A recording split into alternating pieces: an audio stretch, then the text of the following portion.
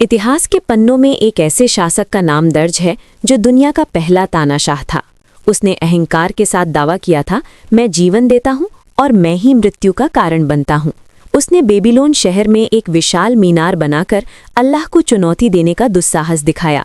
उस मीनार की चोटी पर चढ़कर उसने आसमान की ओर एक तीर चलाया और चिल्लाया, मैंने आसमानों के खुदा को मार डाला है। हैरानी की बात यह है कि जब वो तीर जमीन पर वापस आया तो वो ताज़ा खून से लथपथ था। अल्लाह ने उसे ऐसी झूठी जीत का स्वाद क्यों चखने दिया? वो तीर खून से सना हुआ क्यों लौटा? लेकिन क्या आप जानते हैं कि इसी अहंकारी राजा के डर से इतिहास के महानतम नबियों, पैगंबरों में से एक का जन्म जंगल के भीतर एक गहरी अंधेरी गुफा में हुआ था। उस नवजात बच्चे की देखभाल करने वाला कोई नहीं था। उसकी माँ उसे वहाँ अकेला छोड़ने पर मजबूर थी। फिर भी जब माँ दिन के अंत में गुफा में लौटी तो उसने देखा कि शिशु अपनी ही उंगली चूस रहा है और उस उंगली से अल्लाह की शक्ति से दूध और शहद की धाराएं बह रही थीं। कौन था वो बच्चा और कौन था ये शापित नमरूद? कैसे एक अदने से मच्छर ने उसके दिमाग में घुसकर उसे एक धीमी और दर्दनाक मौत की ओर धकेल दिया? हेवनली क्रॉनिकल्स के आज के विशेष एपिसोड में आपका स्वागत है। यदि आप इस रोमांचक ऐतिहासिक घटना को जानना चाहते हैं तो वीडियो को अंत तक देखें और जिन्होंने अभी तक सब्सक्राइब नहीं किया है वे अभी सब्सक्राइब करें और बेल आइकन दबाएं। आइए इतिहास के उस काले अध्याय में प्रवेश करते हैं। ये हजारों साल पहले की बात है।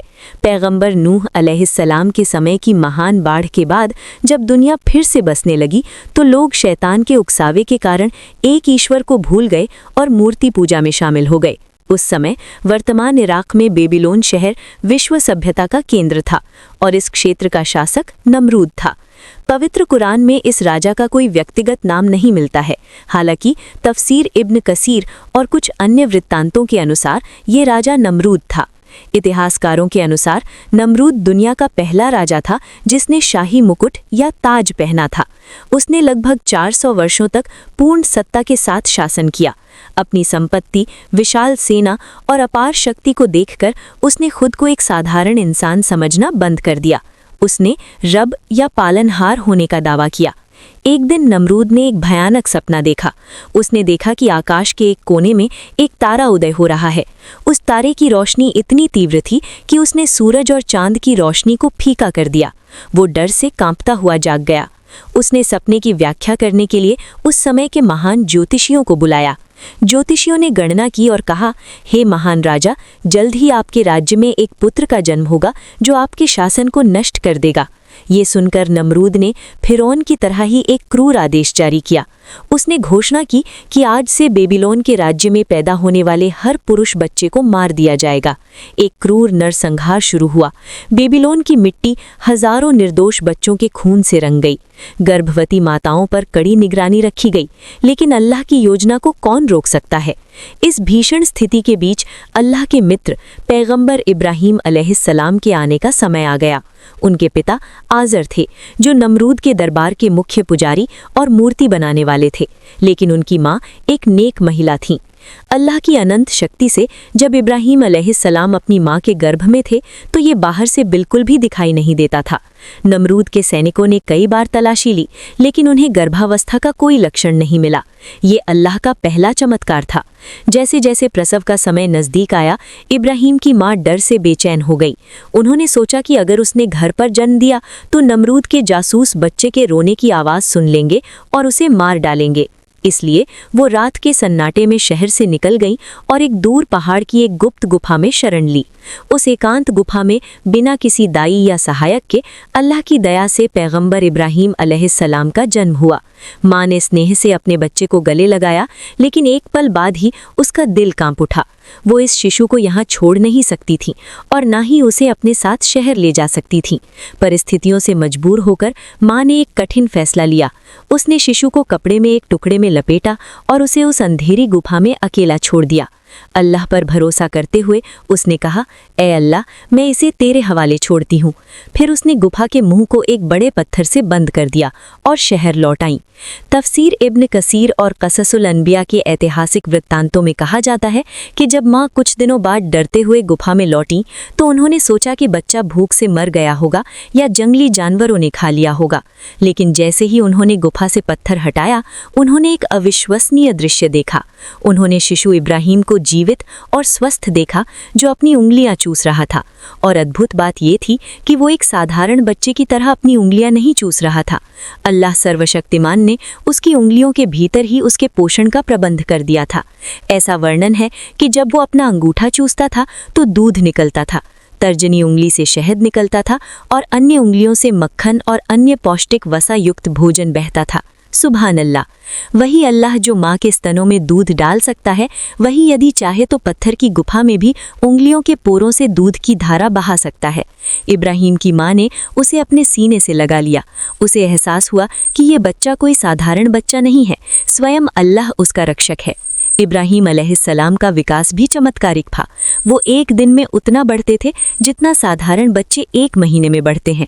इस तरह वो लोगों की नज़रों से पूरी तरह छिपकर गुफा के अंदर तेजी से बड़े हुए। कभी कभी उनकी माँ उनसे मिलने जाती थी। एक दिन उन्होंने माँ से पूछा, माँ, मेरा रब कौन है? उसने कहा, मैं हूँ। उन्होंने पूछा, आपका रब कौन है? उसने कहा, तुम्हारे पिता आज़र। उन्होंने फिर पूछा, पिता का रब कौन है? माँ ने कहा, हमारा राजा नमरूद। तो फिर नमरूद का रब कौन है? ये सुनकर उनकी माँ ने डर के मारे उन्हें चुप करा दिया।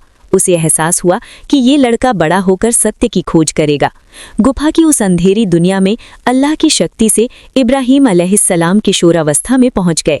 उनकी माँ ने सोचा कि क्योंकि कई साल बीत गए हैं, शायद नमरूद के हत्या का आदेश अब ढीला हो गया होगा। इसलिए उन्होंने अपने बेटे को और न छिपाने का फैसला किया। वे इब्राहिम अलैहिस्सलाम के साथ पहली बार बेबीलोन शहर की ओर निकल पड़ी। इब्राहिम के चेहरे पर एक नबियों वाला नूर था। उनकी माँ सीधे उनके पिता आज़र के पास ले गईं। आज़र अपनी कार्यशाला में बैठा बड़ी तन्मयता से मूर्ति तराश रहा था। अचानक अपने सामने एक असाधारण सुंदर किशोर को देखकर वो चौंक गया। आज़र ने अपनी पत्नी से पूछा, ये सुंदर लड़का कौन है जिसका चेहरा नूर से चमक रहा है? माँ ने डरते हुए उत्तर दिया, ये तुम्हारा बेटा है, जिसे मैंने नमरूद के जल्लादों से बचाने के लिए गुफा में छिपाया था। अल्लाह ने इसकी रक्षा की है। ये उल्लेख करना उचित है कि इब्राहिम की माँ जब गर्भवती थी तो उसने अपने पति आज़र से कहा था कि उसने एक मृत बच्चे को जन्म दिया है। इब्राहिम की सुरक्षा के डर से उसने अपने पति को नहीं बताया कि उसने एक बेटे को जन्म दिया है, क्योंकि अगर वो ऐसा करती तो उसका पति नमरूद के आदेश पर लड़के को मार डालता। ये सुनकर आज़र खुश भी हुआ और डरा भी। ये जानकर खुश हुआ कि उसका एक जीवित पुत्र है, और डरा इसलिए कि अगर नमरूद को पता चला तो वो उन सब को मार डालेगा। लेकिन पिता और पुत्र के बीच की इस पहली मुलाकात में कोई साधारण औपचारिकताएं नहीं थीं, क्योंकि इब्राहिम की नज़र अपने पिता के चेहरे पर नहीं थी। उनकी नज़र आज़र के इर्द गिर्द बिखरी असंख्य मिट्टी की कठपुतलियों पर टिकी थी। जिसने गुफा में अल्लाह की शक्ति को देखा था, इन मिट्टी की कठपुतलियों को देखकर चकित रह गया। उसने अपने पिता से पूछा, पिताजी, ये क्या है? आप इन्हें मिट्टी से क्यों बना रहे हैं? आज़र ने गर्व से उत्तर दिया, ये हमारे देवता हैं, हमारे भगवान हैं। मैं इन्हें बाजार में बेचने के लिए बनाता हूँ और लोग इनकी पूजा करते हैं। ये किशोर इब्राहिम के मन पर एक बड़ा आघात था। उन्होंने तुरंत कहा, वो चीज़ भगवान कैसे हो सकती है जो अपने कानों से नहीं सुनती, अपनी आंखों से नहीं देखती, और जिसे आप अपने हाथों से बनाते हैं? ये मिट्टी के खिलौनों के अलावा कुछ नहीं है। आज़र ने उन्हें डांटा, चुप रहो, नमरूद के राज्य में ऐसी बातें कहना बहुत बड़ा पाप है। अगर किसी ने सुन लिया तो हम बर्बाद हो जाएंगे। लेकिन इब्राहिम अलैहिस्सलाम चुप रहने वालों में से नहीं थे। उस पहली मुलाकात ने ही संकेत दे दिया था कि पिता और पुत्र के रास्ते एक नहीं थे। पिता मूर्तियों का निर्माता था और पुत्र उन मूर्तियों को तोड़ने और अल्लाह की तौहीद, एकेश्वरवाद को स्थापित करने आया था। गुफा छोड़ने के बाद इब्राहिम अलैहिस्सलाम ने पहली बार बाहरी दुनिया देखी। उन्होंने सोचा, इस दुनिया का असली मालिक कौन है? ये चांद, ये सूरज या नमरूद? पवित्र कुरान में सूरह अल-अनाम आयत 75 से 79 में इब्राहिम की सत्य की खोज की इस घटना का खूबसूरती से वर्णन किया गया है। रात में उन्होंने एक चमकता हुआ तारा देखा। उन्होंने सोचा, क्या ये मेरा रब है? लेकिन जब सुबह हुई और तारा डूब गया तो उन्होंने कहा, मैं उन चीज़ों को पसंद नहीं करता जो डूब जाती हैं। फिर उन्होंने चांद को चमकते देखा। उन्होंने सोचा, शायद यही रब है। लेकिन जब चांद भी अस्त हो गया तो उन्हें एहसास हुआ कि वो भी सिर्फ एक रचना है। अंत में सुबह के समय उन्होंने सूरज को देखा। ये सबसे बड़ा और सबसे चमकीला था। उन्होंने कहा, क्या ये मेरा रब है? लेकिन दिन के अंत में जब सूरज भी ढल गया तो इब्राहिम अलैहिस्सलाम ने स्पष्ट रूप से घोषणा की, ऐ मेरी कौम, मैं उन चीज़ों से मुक्त हूँ जिन्हें तुम अल्लाह का शरीक यानी साझेदार ठहराते हो। मैंने अपना चेहरा दृढ़ता से उस सत्ता की ओर कर लिया है जिसने आसमानों और ज़मीन को पैदा किया है, और मैं मुशरिकों में से नहीं हूँ।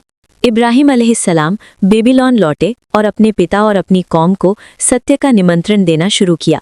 उन्होंने उन्हें समझाया कि मिट्टी की मूर्तियां भगवान नहीं हो सकती, लेकिन उनके पिता आज़र ने उन्हें पत्थर मारने और बाहर निकाल देने की धमकी दी। एक दिन बेबीलोन में एक बहुत बड़ा त्यौहार था। जब सब त्यौहार के लिए शहर से बाहर चले गए तो इब्राहिम अलैहिस्सलाम बीमारी का बहाना करके पीछे रह गए। वो सीधे मंदिर में गए और कुल्हाड़ी से सभी छोटी मूर्तियों को तोड़ दिया। उन्होंने केवल सबसे बड़ी मूर्ति को नहीं तोड़ा और कुल्हाड़ी को उसके कंधे पर लटका दिया। जब लोग लौटे और ये नज़ारा देखा तो वे इब्राहिम को पकड़ लाए। उन्होंने पूछा, क्या तुमने हमारे देवताओं के साथ ऐसा किया है? इब्राहिम अलैहिस्सलाम ने कहा, बल्कि इस बड़ी मूर्ति ने ही ऐसा किया है। इसी से पूछो अगर ये बोल सकती है। भीड़ गुस्से में फूट पड़ी। इब्राहिम, तुम जानते हो कि वे बोल नहीं सकते। इब्राहिम के जवाब ने उस शहर की दीवारों को भी हिला दिया। जब तुम जानते हो कि वे बोल नहीं सकते, चल नहीं सकते, लाभ नहीं पहुंचा सकते और नुकसान नहीं पहुंचा सकते, तो फिर तुमने उन्हें अपना रब क्यों बनाया है? इब्राहिम अलैहिस्सलाम को नमरूद के दरबार में लाया गया। आज ये कोई साधारण मुलाकात नहीं थी। एक तरफ मुकुट, सिंहासन, सेना और शक्ति थी। दूसरी तरफ एक अकेला नबी था, लेकिन उसके दिल में अटूट विश्वास था। नमरूद ने गुस्से में पूछा, क्या तुम इस बात से इनकार करते हो कि मैं भगवान हूँ? इब्राहिम अलैहिस्सलाम ने शांति से कहा, मेरा रब वो है जो जीवन देता है और मृत्यु देता है। नमरूद हंसा, मैं भी यही करता हूँ। फिर उसने 2 कैदियों को बुलाया, एक को माफ़ कर दिया और दूसरे को फांसी देने का आदेश दिया और कहा, देखो, मैं भी जीवन और मृत्यु देता हूँ। लेकिन तभी इब्राहिम के एक तार्किक तर्क ने अहंकार की दीवार को चकनाचूर कर दिया। मेरा रब सूरज को पूर्व से उगाता है। अगर तुम भगवान हो तो उसे पश्चिम से उगाकर दिखाओ। दरबार में सन्नाटा छा गया। हवा जैसे जम गई। सबकी आंखें फटी की फटी रह गईं। कुरान कहता है, वो काफिर भौंचक्का है गया। नमरूद का घमंड पहली बार डगमगाया। सत्य हमेशा 2 रास्ते पेश करता है, या तो सिर झुका लो या उसे जला दो। नमरूद ने जलाने का रास्ता चुना। उसने दुनिया की अब तक की सबसे बड़ी आग जलाने का आदेश दिया। लकड़ियां इकट्ठी की गईं। लकड़ियों का इतना बड़ा ढेर लगाया गया कि वो पहाड़ जैसा हो गया और लपटें आसमान को छूने लगी। आग की तपिश इतनी बढ़ गई कि पक्षी उस क्षेत्र के ऊपर से उड़ भी नहीं सकते थे। फिर एक मंजनीक यानी कैटापुल्ट बनाई गई जो पत्थरों और आग के गोलों को बहुत दूर तक फेंक सकती थी। पैगंबर इब्राहिम के हाथ बांध दिए गए। अत्याचारी लोग हंस रहे थे। नमरूद अपने घमंड के साथ देख रहा था और तभी इब्राहिम अलैहिस्सलाम को आग में फेंक दिया गया। दुनिया ने अपनी सांसें रोक लीं। आसमान में सन्नाटा छा गया और ठीक तभी अल्लाह के अर्श से आदेश आया, ए आग, इब्राहिम के लिए ठंडी और सलामती बन जा। आग की फितरत बदल गई। उसे जलाने के लिए बनाया गया था, लेकिन रब ने उसे शांति की सेज में बदल दिया। इब्राहिम मुस्कुराते हुए खड़े थे। उनके कपड़े सुरक्षित थे, उनका शरीर स्वस्थ था और उनके चेहरे पर एक रूहानी रोशनी चमक रही थी। अत्याचारियों की आंखें बाहर निकल आईं, अहंकार की दीवारें ढह गईं। इब्राहिम जिंदा बाहर आए, लेकिन नमरूद अंदर से मर गया। आइए जाने कि नमरूद और उसकी सेना का अंतिम अंजाम क्या हुआ। तर्क और चमत्कार दोनों में हारने के बाद अब नमरूद पागलपन की हद तक पहुंच गया था।